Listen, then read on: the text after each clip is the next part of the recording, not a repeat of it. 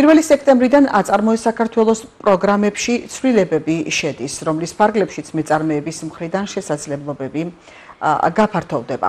სიახლე ეხება სესხისა და ლიზინგის პროცენტის თანადაფინანსებას, რომელიც 2%-ით გაიზრდება. გარდა ამისა, ბენეფიციარებს შეუძლიათ ისარგებლონ ახალი საგრანტო კომპონენტებით. ცვლილებებია მიკრომეწარმეობის მხარდაჭერის სახელმწიფო პროგრამაშიც. Აწარმოებს საქართველოს უკვე წლებია მრავალ პროექტს ახორციელებს. აქედან ორი არის ბიზნეს უნივერსალი და ეს არის მიკრომეწარმეობის მხარდაჭერის პროგრამა, რომელიც გადაკეთდა საკრედიტოს მექანიზმად.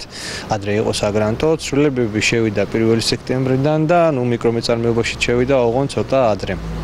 კონკრეტულად მიკრომეწარმეობას რაც შეეხება, ამ შემთხვევაში ცვლილებები ეხება დაემატა კომპონენტები, 3 კომპონენტი დაემატა, მათ შორის ეს არის ერთწლიანი კულტურების მოყვანა, ოღონდ აქ ვინმე არ გაიგოს ისე რომ ეს არის სასათბურო მეურნეობა ან სოფლის მეურნეობის კულტურების თემა, ეს არის ყვავილების და მსგავსი ტიპის წარმოება და ამ კატეგორიაში შეიძლება თუ ჭირდება სათბური მოაწყოს, მაგრამ სოფლის მეურნეობის პროდუქციისთვის ვერ გააკეთებს.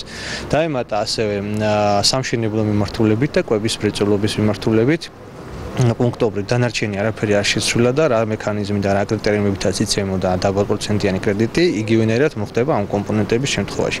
რაც შეეხება ბიზნეს უნივერსალს, აქაც შევიდა რამდენიმე ცვლილება, კერძოდ ეს ეხება მაღალმთიანეს, ეს ეხება მწვანე მიმართულებით ბიზნესს, აგროტურიზმს, ეს ეხება გაციფრულებას, კვლევას, სადაც დაემატა საგრანტო კომპონენტი, ეს არის 15% სტანდარტული, ქალების 20%, თუმცა სტანდარტულ შემთხვევაში არა უმეტეს 200.000 ლარისა, ქალების შემთხვევაში არა უმეტეს 500.000 ლარისა და გაციფრულების შემთხვევაში არის 50%-იანი გრანტის მოცულობა, მაგრამ არა უმეტეს 70.000 ლარისა. რაც შეეხება პროცენტის თანამონაწილეობას, აქაც შევიდა ცვლილება. კერძოდ თუ ადრე იყო რეფინანსირების განაკვეთს გამოკლებული 5%, ახლა გახდა 3%, ანუ 2%-ით მოემატა.